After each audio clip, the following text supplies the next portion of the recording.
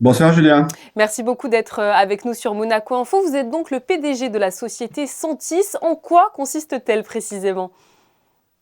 Alors Sentis, nous sommes un industriel français créé il y a 20 ans, donc à Paris.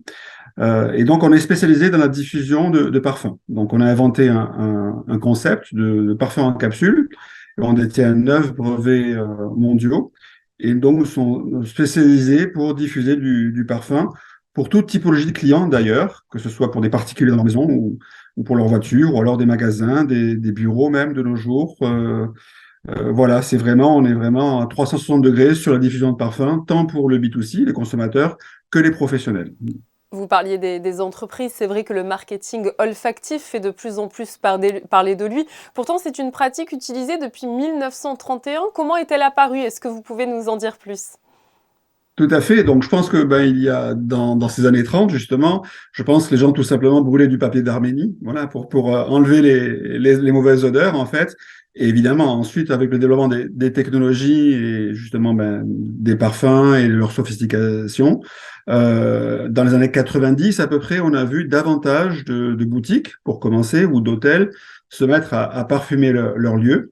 D'abord avec des parfums très simples, hein, parfum d'orange, parfum de citron, ce qu'on appelle dans notre jargon des mononotes, ok, une seule note. Et ensuite, les gens ont voulu finalement rapprocher les odeurs qu'ils diffusaient dans leur magasin proches de votre parfum de peau. Votre parfum de peau, en fait, Julia, il est probablement composé de différents ingrédients, des notes de tête, de fond, de cœur. Et donc, à mesure que c'est sophistiqué la demande du marché, on a évolué aussi vers ce genre d'odeur.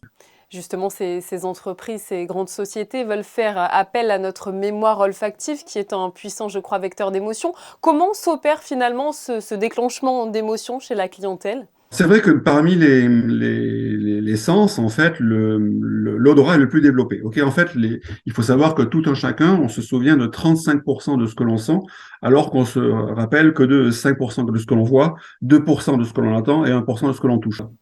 Comment adapte-t-on finalement les senteurs? Est-ce que c'est en fonction des saisons, en fonction peut-être de l'activité des magasins pour lesquels vous travaillez?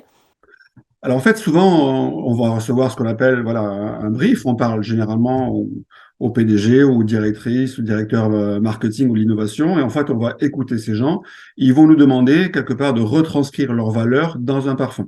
Donc, on a un nez chez Sentis qui va écouter ces gens jeter à la volée des adjectifs, des verbes, voilà, des concepts, et ce nez va les interpréter pour les retranscrire en fait dans un parfum. Quel retour vous avez justement de la part des clients? Est-ce qu'ils sont vraiment sensibles à ces odeurs ou finalement ils s'y habituent et ils ne s'en rendent peut-être même plus compte?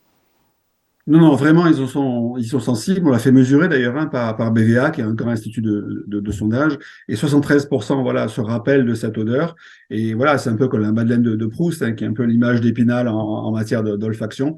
Les gens vont voilà, vraiment se souvenir de cette odeur, l'apprécier et revenir dans les lieux qu'ils ont fréquentés, justement pour y retrouver quelque part cette Madeleine de Proust. Voilà. Merci beaucoup à vous, Pierre Loustric, d'avoir été avec nous pour nous dévoiler les Merci à vous, secrets Julien. du marketing olfactif. Merci, bonne soirée. Merci.